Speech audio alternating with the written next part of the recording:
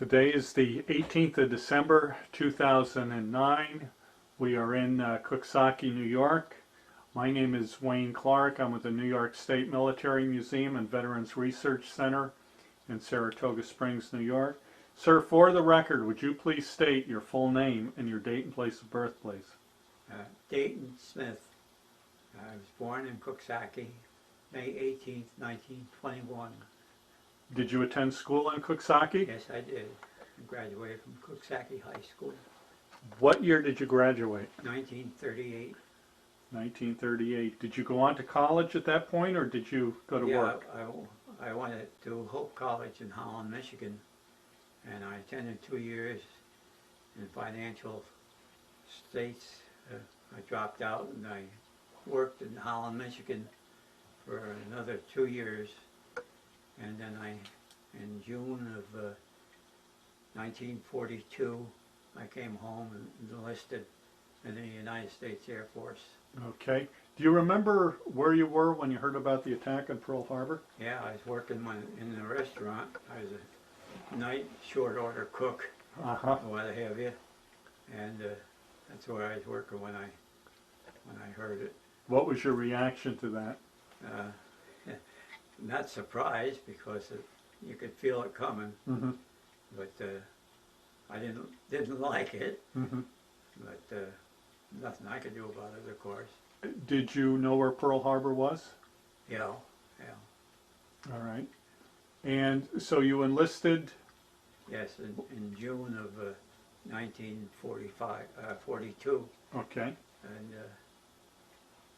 And you enlisted in the branch of service? the Air Force. You went into the Air Force. Yes. Why did you pick the Air Force? I figured it's the safest one, and as it turned out, it was.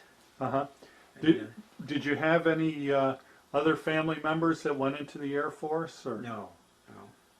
what about during World War I? Any family members or relatives were in the service? No. All right.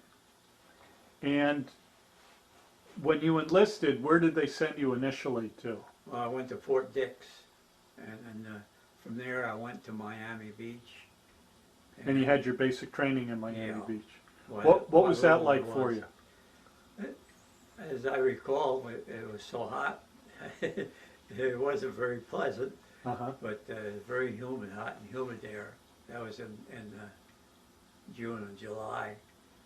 And Did you stay in a hotel down there? yeah, and had a nice room in the hotel. I think it's air conditioned, but I don't know now. But all I remember, we did some marching. I don't remember doing much training, really. And from there, I was there, I guess, a month or more. And then I went to Keesler Field in Biloxi, Mississippi, to a technical school for aircraft, and had a 10-week series there. What did they teach you at that school? All the components of the aircraft. I forgot what each week we had a different area of the aircraft. So you were overall an aircraft mechanic. Yes. Yeah. Do you recall what type of aircraft they trained you on? Well, the last one, what we trained on general, but the last couple of weeks of it, we had a bomber, a B-24 bomber there, and we trained on that. And the wisdom of the Air Force, after doing all that, they sent me, after I finished that school, they sent me to Buffalo to a Camp Curtis Tech, and they made P-40s, which was the single engine, and that's where I wound up after doing stuff on bombers. But so they sent you to Buffalo. Was that to a school or to work out? The school for another month. All right. There must have been about 80 of us, I guess, in the class. And when the day I graduated, I had word that my father had passed away. So they were transferring me to Atlantic City with a whole group, and they gave me a 5-day deferral, and I went home for the funeral. And then I went from there to Atlantic City, and I got some more training there. I remember going out on a rifle range. We had a rifle with no bullets, and it wasn't too bad there. It was in the spring. But I don't remember getting too much training on anything like that. But, all right. Once you completed that phase of your training, where did you go next? then they sent us overseas, but we had, I don't know why, but we got to Salt Lake City, and there's a camp there, and we stayed there for about 2 months. And then from there, I went overseas. We went to San Francisco, got on a ship, and went over to, we didn't know where we were going really, but I wound up in Oahu, Hawaii. And did you get sick aboard ship? no, I didn't. No. Do you recall the name of the ship at all? I think I have it in there.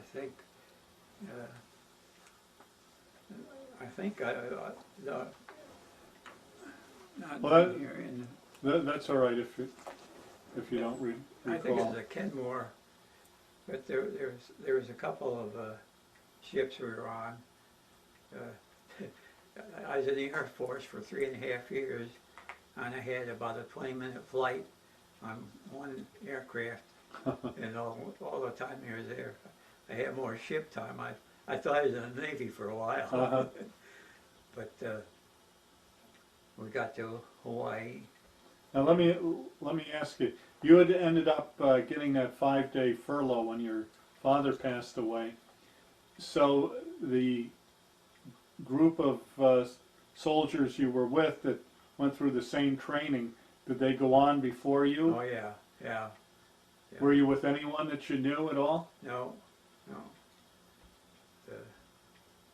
When I was in Buffalo, of course, they had been in Biloxi, Mississippi too, but some of them I didn't know, some of them I did, most of them I didn't, because there's a large class there, much larger than we had in the Buffalo. All right. And I always remember the one in front of me. We went alphabetical, of course, and Clayton Smith was ahead of me. And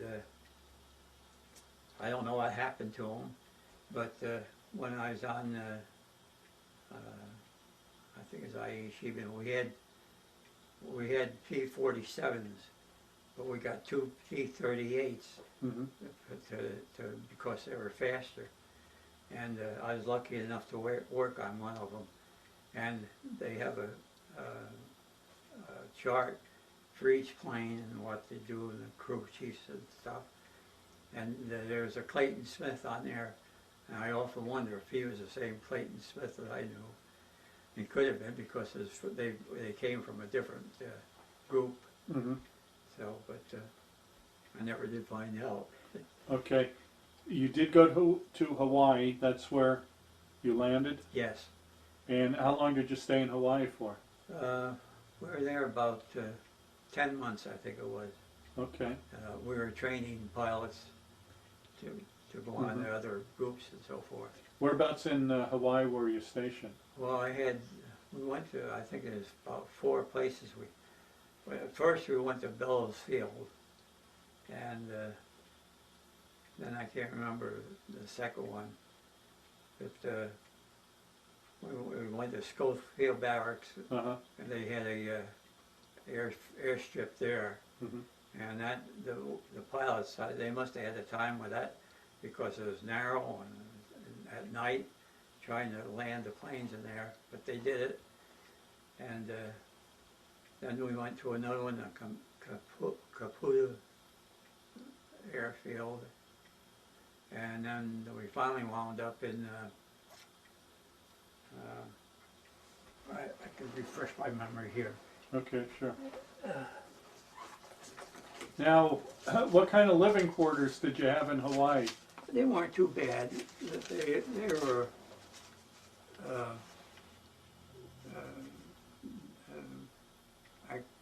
I guess you'd say ready-made shacks. And of course at Schofield Barracks, they had barracks that we stayed in. We weren't there probably 2 or 3 months at each place. Mhm. I don't know why they shift us around, but of course we had different pilots that we were trained in, so it wasn't that they'd get the feel of different things. How was the food? The food was all right. And what about your time off? What did you do? Did you go into the cities? Yeah, we could go to Honolulu once in a while, Mm-hmm. but we didn't get too much time off. I went to Honolulu and saw the sights, Mm-hmm. and Robert Louis Stevenson had a shack there that was quite famous, so we toured that. Uh-huh. And I can remember the bus rides when you go to Diamondhead. When you come down, it was twisty and turny, and those bus drivers, they did it so much, I guess it didn't matter to them. They just went zoom, and you hoping you didn't go off the side. But it was quite a ride. You know, Now, what did your workday consist of? What time did you have to get up in the morning? oh, I don't remember times or anything, probably. We got up pretty early, Mm-hmm. probably around 6 o'clock or so. And then we did work on the planes and whatever had to be done. Was your typical workday like a 12-hour day, or? Yeah, usually. Yeah. And of course I was a private, so I got a lot of KP, Mm-hmm. guard duty, stuff like that. And What about entertainment like USO shows? we didn't have any on Hawaii, Mm-hmm. but when we were on Saipan, a group came through with Betty Hutton.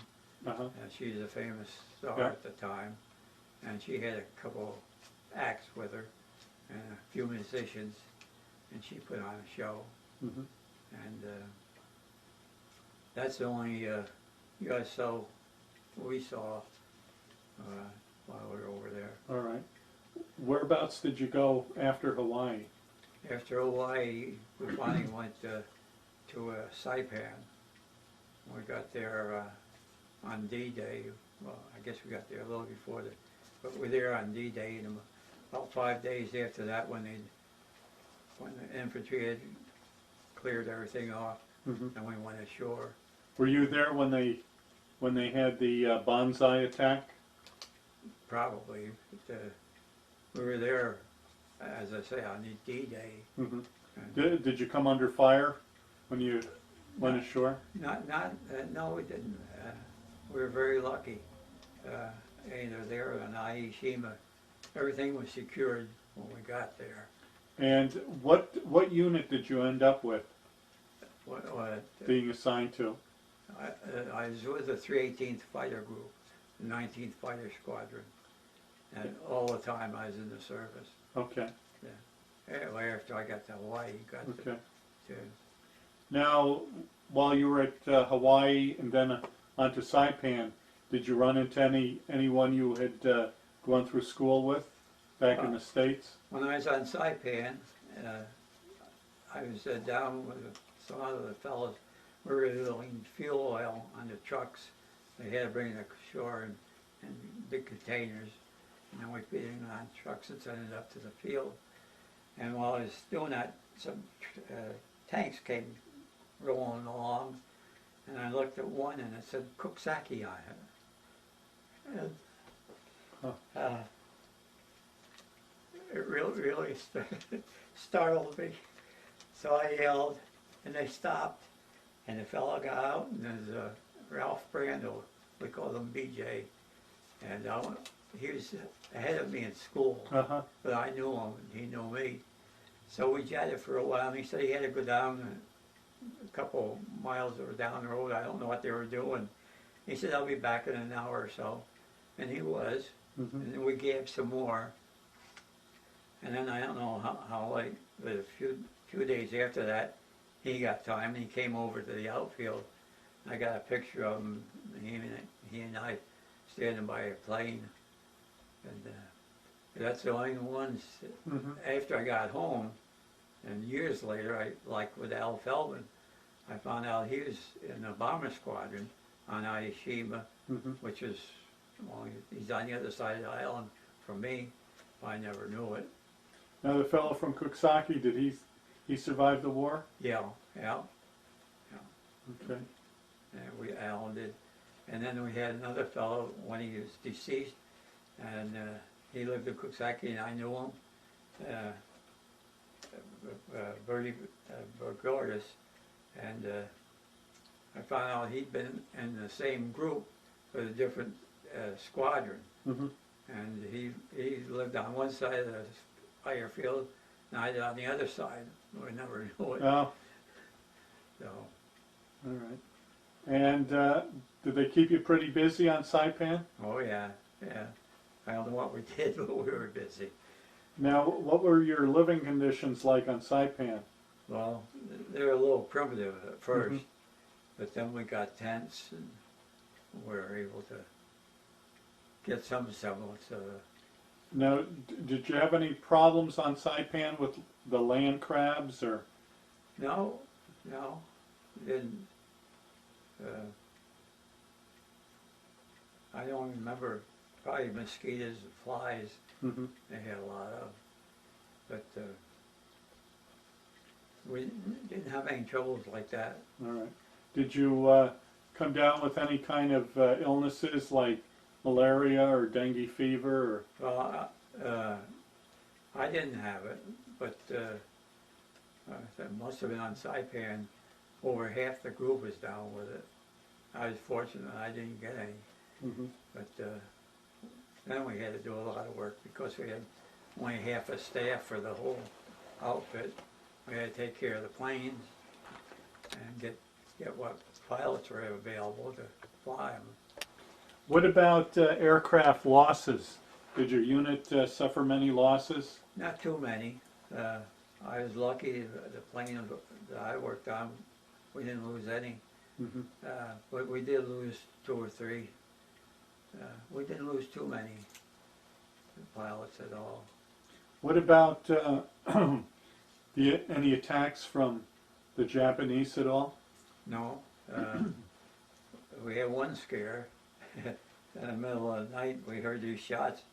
We were sleeping in a big building, I guess it was a barracks for the Japs at one time. And this guy thought the Japs were coming, I guess, and he got his rifle and he was shooting down. Fortunately, there were bunks on either side. He just shot down the middle and nobody was coming or going at the time. Turned out to be nothing, but that's the only time we had any scare. But one of the outfits, I don't know whether it's the 73rd, they had quite a few planes destroyed, damaged by the Japs, but they got rid of them in a hurry. And as I say, being in the Air Force, I was really fortunate because I didn't have all the battles, and I was glad I wasn't in the infantry. But, now, what kind of aircraft did you work on Saipan mostly? P-47s. P-47s, Yeah. okay. We had 2 different models. Oh, I forgot, one was an N and one was an A, I think, but they were not that much different to work on. What did you think of the P-47? They were good. They were a good workhorse. Mm-hmm. The P-40s were a good pursuit plane, but these had them beat. Mm-hmm. And the P-38s were really nice. They were a twin-engine plane, and they were fast. They used them for pursuit to go ahead and sort of clear the way for the bombers that were coming. Mm-hmm. But we didn't have them too long. I don't know why they got rid of them again. But the P-47s were a good workhorse. After Saipan, where did they send you? Then we went to I Ashima. We got there on D-Day also. And we had to wait till they cleared things out. And I remember we got off the ships. We had to wait about 2 hours while they cleared landmines and stuff where we were going to set up camp. But Did you ever see any of the Japanese at all? we saw some that were prisoners. Uh-huh. When we were on Saipan, they had these LSDs that brought the supplies in, but it was shallow and they couldn't get all the way in. So they'd be about 60 or 70 yards offshore, and we have to unload the fuel. And it behooved us privates to do it. And we had the help of some Jap prisoners. But of course they could only work from 8 to 5, where we worked from 6 to when we got done. So you had contact with the Japanese prisoners? Yeah, a few. How were they? Were they belligerent or No, anything? no, no. They're very, very pleasant. Uh-huh. And, we didn't see too many, just it might have been 10 or 12 that helped unload. But Okay.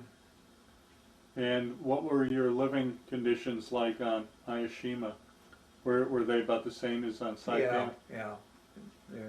We started off with just pup tents like, and then we got bigger tents where we get 4 or 5 guys in a tent. And we got floors eventually, so which helped a lot. Did you have a mess hall, or were you eating K rations? Yeah, no, we had a mess. We ate K rations for a while until we got set up, but the food wasn't that bad. At least I don't think it was, but I guess I survived anyway. But we had pretty good food, I think. And where did you go after I Ashima? Then I came home. Okay, so you were on I Ashima when the war ended? Yeah. What was it like when you heard about the dropping of the atomic bomb? Glad that it stopped things anyway. Did you have any idea of the destruction? No. Were there any rumors or anything like that? No. Of course, if I'd seen Al then, I guess he was closer to it than I was with the bombs. But we didn't hear much about it. Now, what was it like when Japan surrendered? Was there a lot of celebration? Not really. I mean, we were glad because we knew we'd be going home then. Yeah. But there wasn't any real celebration. Do you remember what your reaction was when you heard about the death of President Roosevelt? I think that happened in April of '45. Yeah, we were on a ship then. I guess we were going to Saipan, and we were all shocked by it, but nothing we could do about it. Yeah. So, all right. Once the war had ended, how long did you stay on I Ashima? I think the war ended in August. Yes. And November I left. Okay. What did you do from August till November? Were they still flying? Yeah, they were flying planes to, just to fly, I guess, to keep them going. But we didn't do much of anything really. And, so you weren't working the hours you had been working? No. Did you get a chance to go any place at all? No place to go. Okay, I thought maybe they let you get on a plane and maybe go someplace like Australia or No. one of those. No, we were just waiting to get in line to get on that ship to come home. Some of them flew home, but I was lucky enough to take a month's trip on the boats. So, what was the trip like going back to the States? Very tedious because we wanted to get home. Yeah. And first we went to Guam. We had to get supplies, I guess. And then I don't know where we wound up in Hawaii for a while, but we didn't get off the ship or anything. And then we finally got to L.A. So the ship landed at Los Angeles? Eventually. And then from there I took a train across country to Fort Dix. So you were actually discharged from Fort Dix? Yeah. And how long did it take you to get from Los Angeles to Fort Dix. Were you on a train with Yeah, other soldiers? yeah, Or? yeah, it was a troop train. Oh, troop train. Yeah. Okay. Yeah, because there's quite a few of us going back. Yeah. Now, when you were discharged, what rank were you? Corporal. Corporal. Yeah. That's one bone of contention I have with the Congress at that time, was that I went to this technical training school in Biloxi, Mm-hmm. and then also I went to Curtis Air in Buffalo, so I've been to 2 service schools. And after I got to Hawaii, I'd been there about a couple of months, in the wisdom of the Congress, they decided that they should go up a rank for each school, but it wasn't retroactive. So anybody that came overseas after us came over as a corporal. So I remained a corporal until all those corporals had gone home, and I became a corporal. So, but I was glad to get home. Sure. Now, when were you discharged? When? December 6th, I think it was, of 45. Mm-hmm. I had 3.5 years altogether. And All right. all but 11 months I was overseas. Did you make use of the GI Bill at all? Sort of. At the time, I played drums, and so I went to the city and took some drum lessons. And I was able to get, I think it's $25 a week Mm-hmm. allowance, or was it a month? I don't remember now. It wasn't very much, but it was something. And so I could do that for a year. Did you play in a band down there at all? No, just locally. Mm-hmm. I never did make it in the band business. Mm-hmm. Basically, I guess I just didn't want to travel. Uh-huh. All right. Did you join any veterans organizations? Yeah, I was in the VFW for a while. I don't know what happened. I guess we all got too old or too tired or what. But I think there's still a post in Coxsackie, but I haven't been a member in years. Mm-hmm. Did you stay in touch with anyone you were in the service with? Yeah, I did for a while, but then they all started passing away. Mm-hmm. My crew chief, I was quite active with him, and the last one I was a roommate I had. He was out in Colorado, and we corresponded at least at Christmas time. Uh-huh. And 2 years ago I wrote him, but I never got anything from him. Oh. And I never followed up on it, but I just assumed he passed away. Yeah. Because neither one of us was getting any younger. Did you ever attend any reunions? Yeah, I went to one and happened to be in Colorado Springs. And my daughter lived just outside of Colorado Springs. Mm-hmm. So I had a ready-made place to stay. And so they had the academy there. Uh-huh. And I was very disappointed because I was the only one from my outfit that went. Oh, There was other outfits, of course, because it's for the Air Force. sure. But we had a good time. Mm-hmm. How do you think your time in the service changed or affected your life?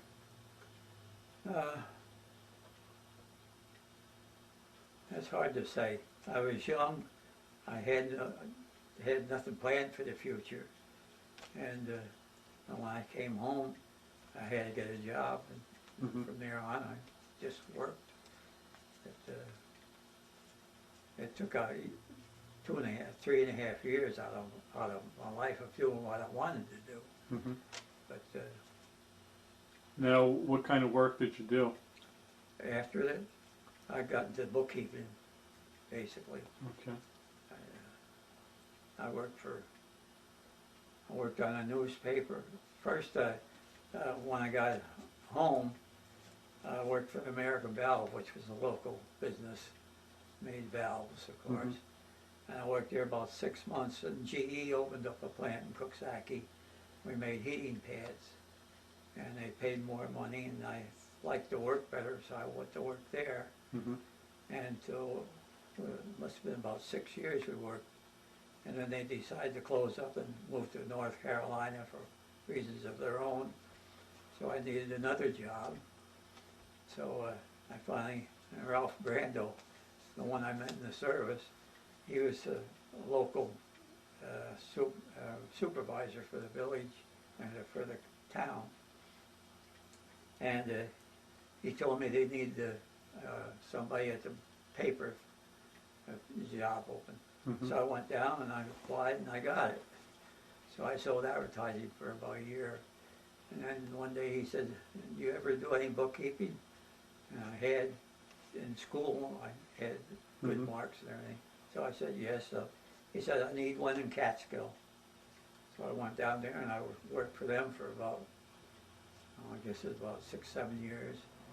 And then he sold to a local publisher, and we got some more newspapers, and I stayed there for another 5 or 6 years. And then I was getting tired of working for the paper, and I was walking up the street with the administrator for the local hospital. We became friends, and he said he was looking for somebody to use the books at the hospital. And I was civil service, so Mm-hmm. I said I'd be interested, and I took the test and passed it, and he hired me. And I worked there until it was a county hospital, and the county executives decided that it wasn't making any money. They were spending a couple $1 million on a college, but they couldn't spend $100,000 on the hospital. So they got a company in to run it, and then the company that was doing it decided that they didn't need my services any longer, so my job was abolished. So I got another job as a bookkeeper for a local auto company that went bankrupt in about 2 months. So I had to get another job, and I finally got one in Albany for a television and electrical supplier. And I worked there till I retired at 65. So, but it would have been different if I hadn't gone to the service. Uh-huh. I don't know. Probably would have, but everything worked out. I met my wife. We got married. I have one child plus 3 boys, 3 other boys, or 3 boys, not others. Uh-huh. So I got 4 children, and they're all doing good. And I'm doing good. Okay. My wife's doing good. Any grandchildren or great-grandchildren? Yeah, got 4 grandchildren, and 1 great-grandson. Uh-huh. But All right. And you've got some photos to show us too? yeah, I have lots of photos. Okay. And one thing, About the bombing of the ship. I don't know if this is. Oh, there's a story your wife mentioned about the ship being bombed? No, ship. Well, When you were waiting in the yeah, harbor, the ship. when we were waiting to go ashore, I think it was at Saipan, and the supplies for trucks and things like that were in another ship, and the troops were on another ship. Mm-hmm. And we were next to each other in the harbor. And I don't know if you're familiar, but at that time when they had an air raid, they had this, I don't know what they call it, but it was like a fog that they put over yes. the ships. Yep. And they had that on, but the Kamikaze found the one next to us. Uh-huh. Fortunately, it didn't find the troop ship, but it hit into the other ship, and we lost about, I guess, 8 or 9 trucks that were on that ship that burned up. How many, I was going to ask you this earlier and I kind of forgot, on the subject of kamikazes, how often did you see them? Well, they had that one, and then when we were on I Ashima, our camp was sort of on a hill, Mm-hmm. and the harbor was down here, and we could see them. And I got a picture in here of a ship burning where Kamikaze went into it.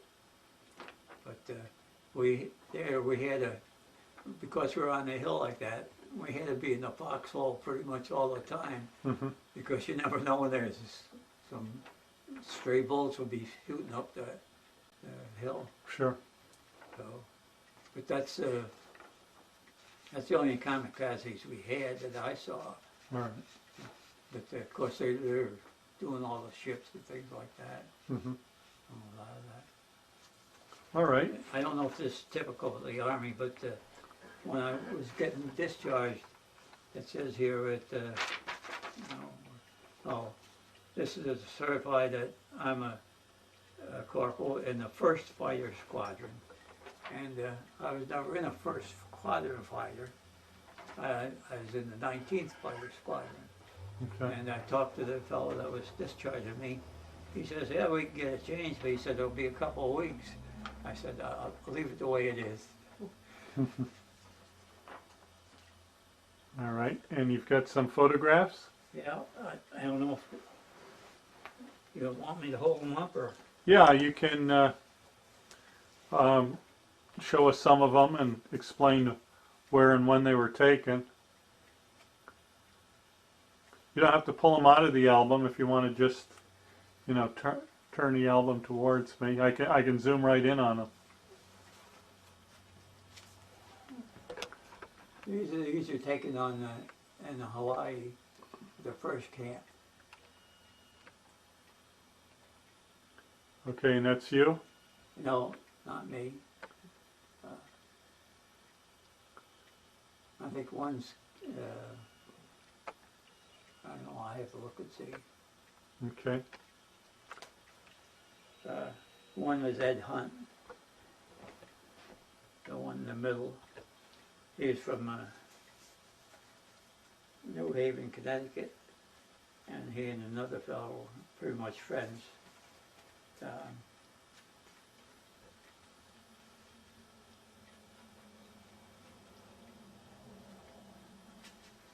These are pictures of on Hawaii.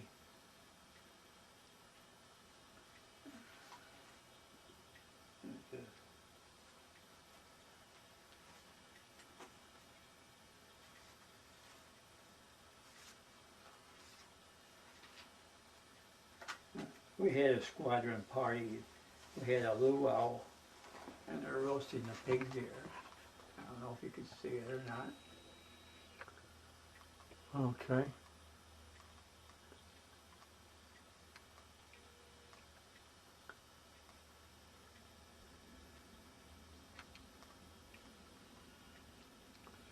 Okay.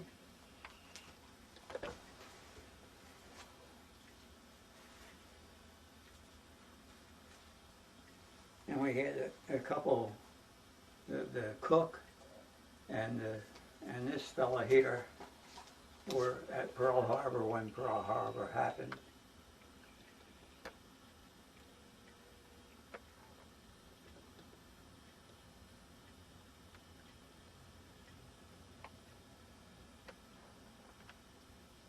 Okay. But those are the only two that we had.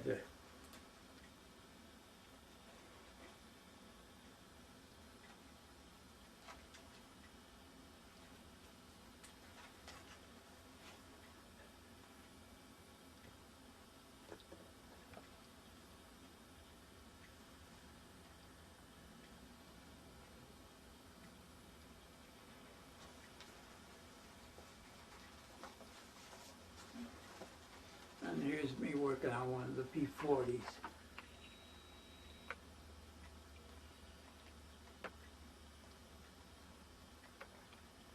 All right. Is that you in the cockpit or is that somebody else? No, it's me. All right.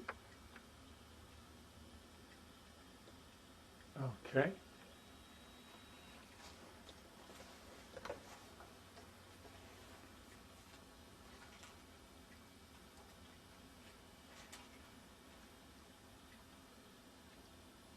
That was a cool little field. That was on this side of Hawaii. I guess it's the northern side.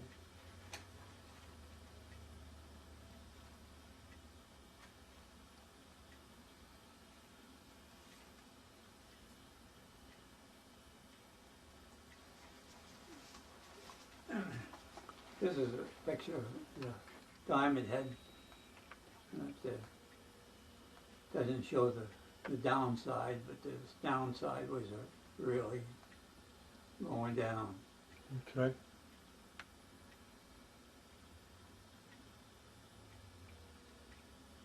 All right.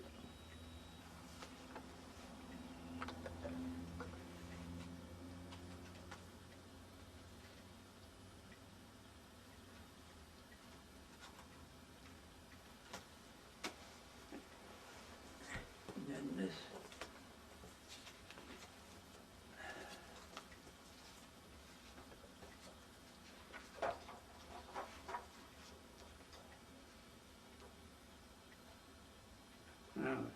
I don't know. This is my graduating class at Buffalo. Okay. Can you point yourself out? Over here.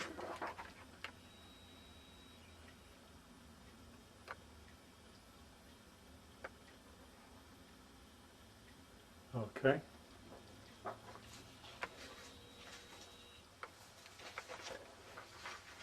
So.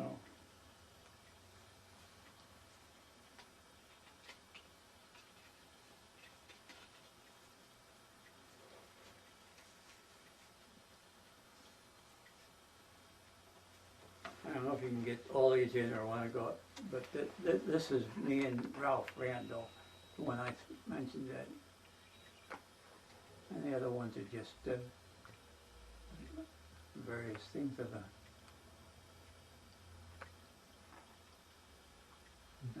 Jap plane that was destroyed and was left on the ground there.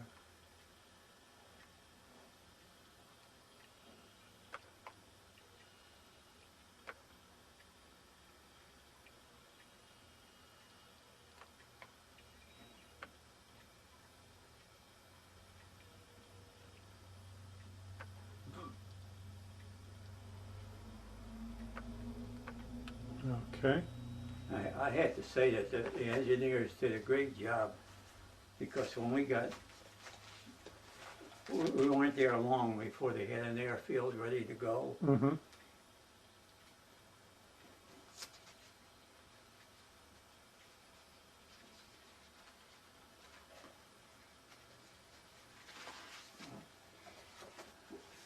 There's some of the tents that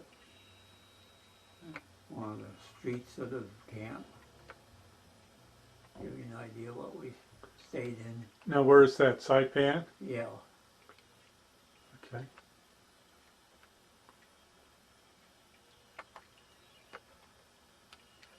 All right.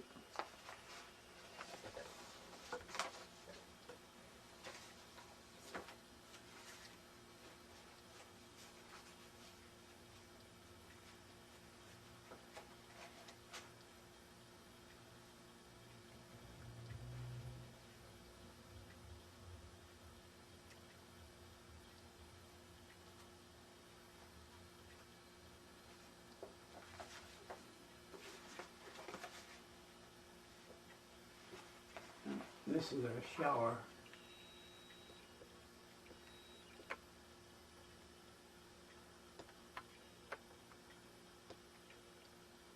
Open air. Of course, it didn't get cold there, so. Okay.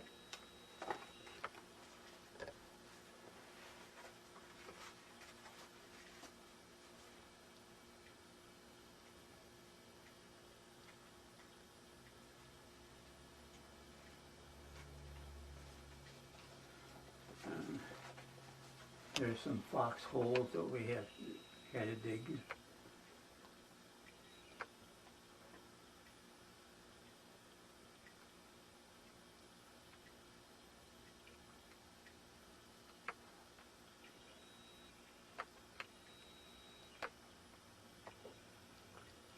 Okay.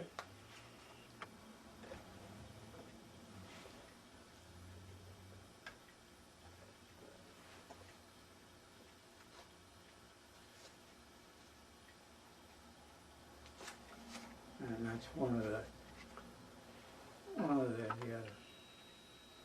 motorcycles or whatever it was we took from the Japs.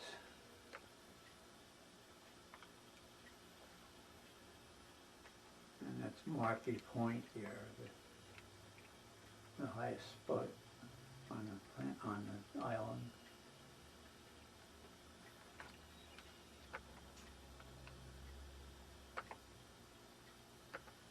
Okay.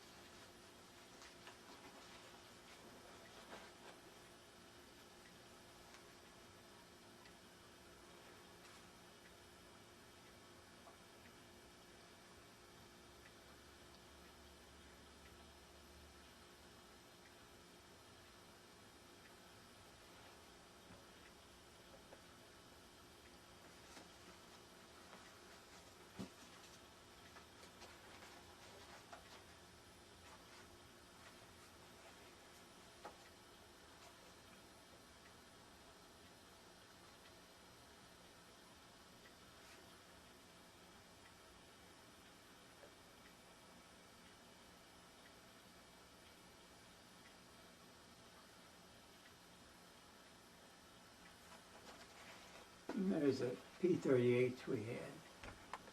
And this one I worked on.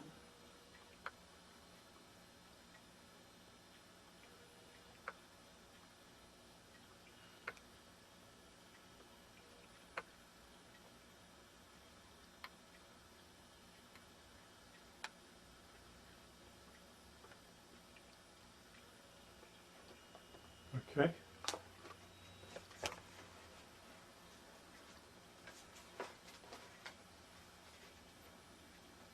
Did you ever meet Dick Bond, the famous P-38 fighter ace? No, No? no. I don't know if you want this picture of the USO. This is Betty Hutton. Sure.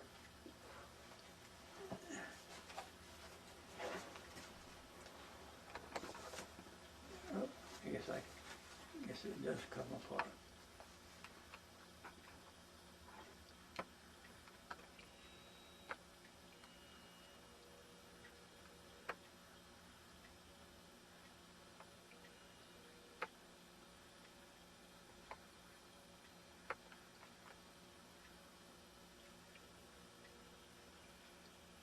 Okay.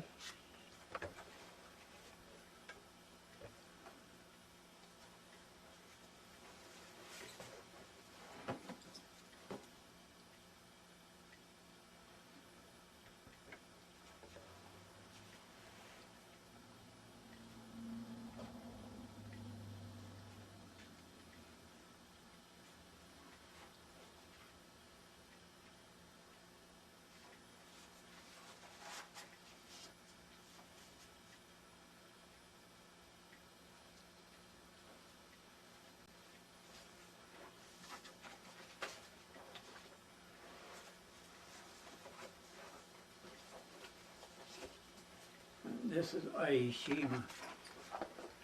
Putting up a tent.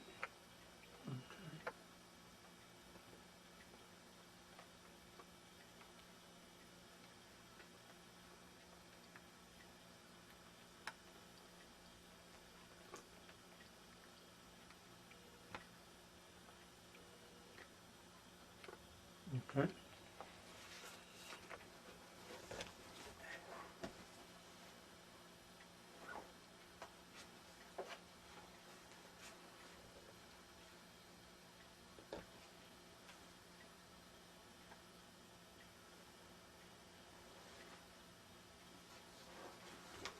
And here's one of the ships in the harbor where Kamikaze Oh, okay. landed.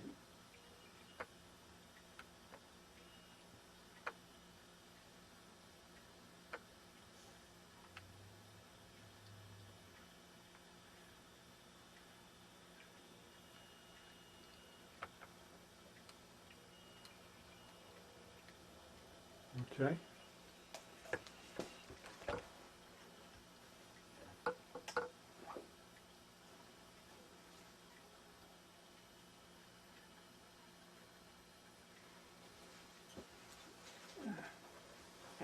Did you get this? That other side, no, I don't think I did. No, I think this is the same Oh. side, isn't it? No, I didn't get that This one. is our camp area. Okay.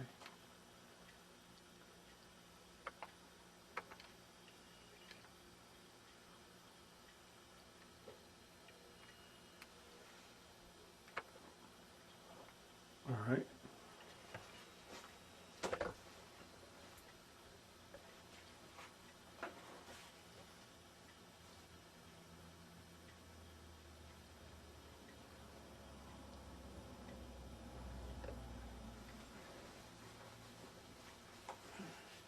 And this is the first plane that came in from, flew from Saipan to I Ashima.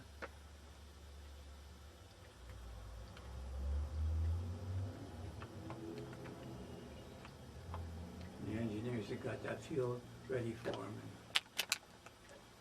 in no time, it seemed.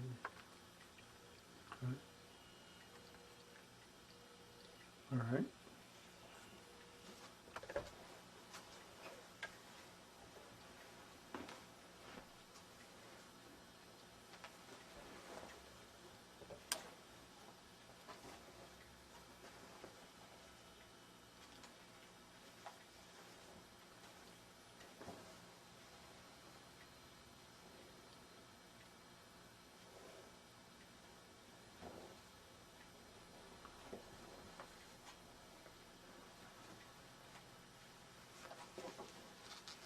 Here's some of the planes with their pictures on them.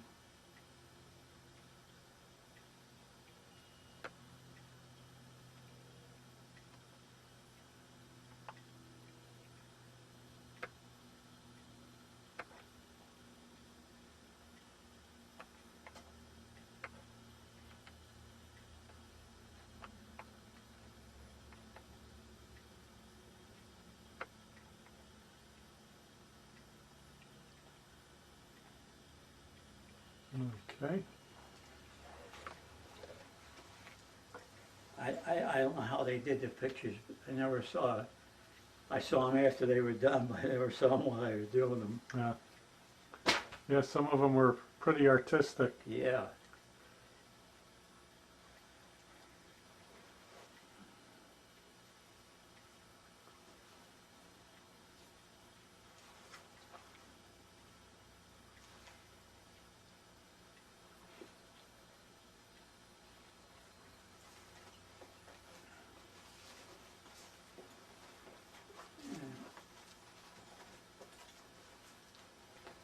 Here's some of the signs that the outfits painted.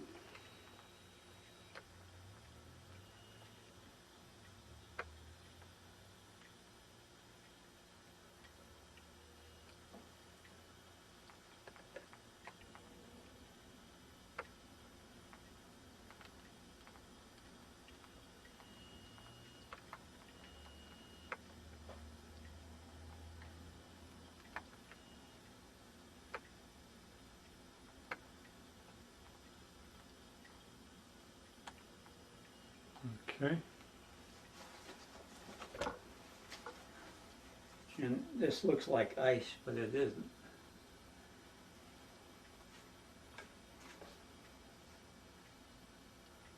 Are you interested in Ernie Pyle? Mm-hmm. Yeah, I saw it. I saw the monument. We interviewed a fellow one time that was helped put that monument up. Oh yeah. Yeah. You want any of these? Or? Yeah. Let me zoom in on that a little better.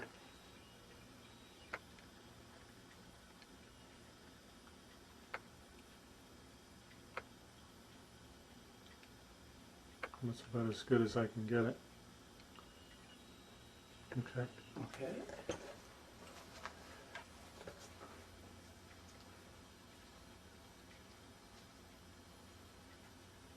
And then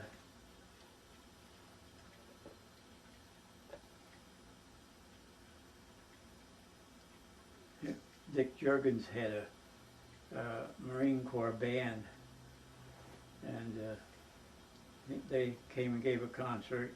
This was after this, in September.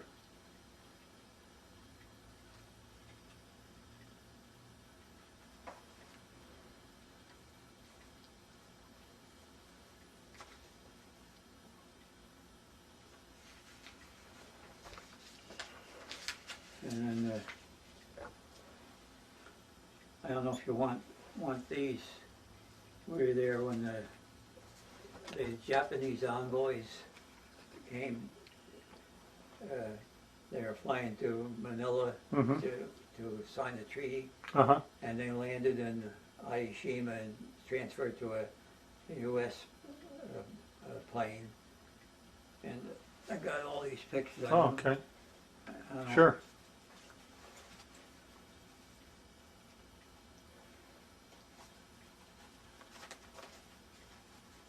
You see, these are all coming apart. Okay. Well, just show us a few of them then.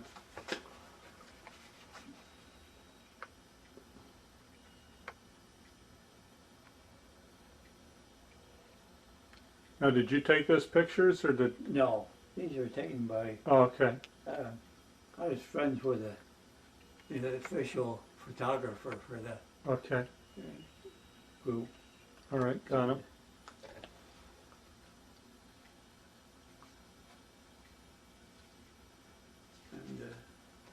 And they came in a white plane with a green X, well, with a, like a cross on it, Uh-huh. I guess.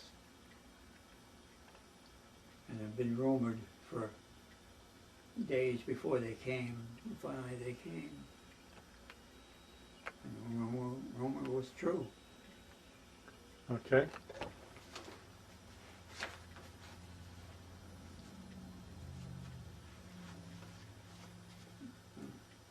Now these are some of the envoys.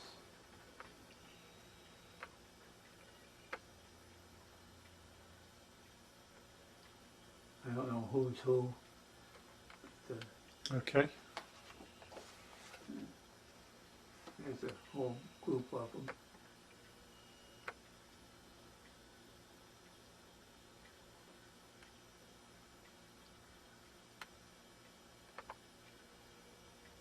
Okay.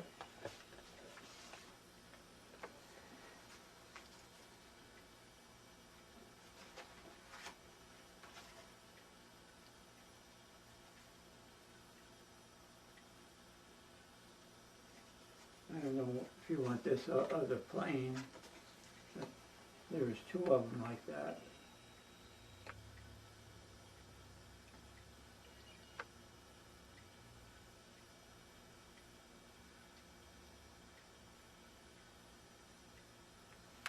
Okay.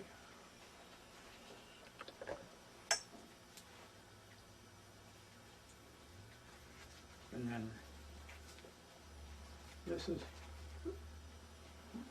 shown in Manila when they signed it.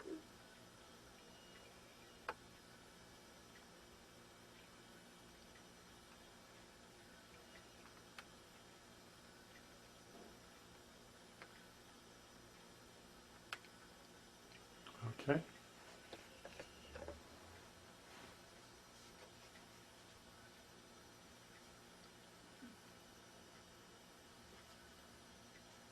And this is one the photographer made up.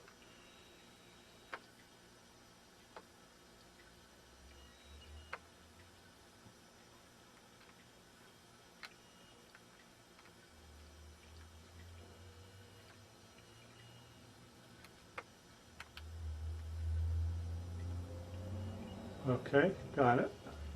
And that's about the end of it. Okay. We're perfect timing. We're just about out.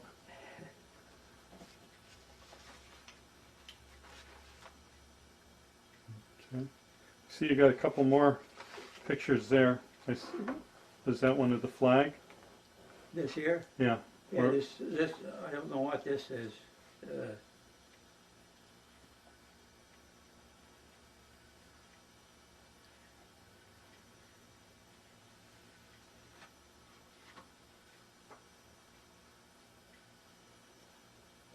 It's from plane taking off similar to what our planes did. Okay. I don't know how I got this or where I got it from, but Okay.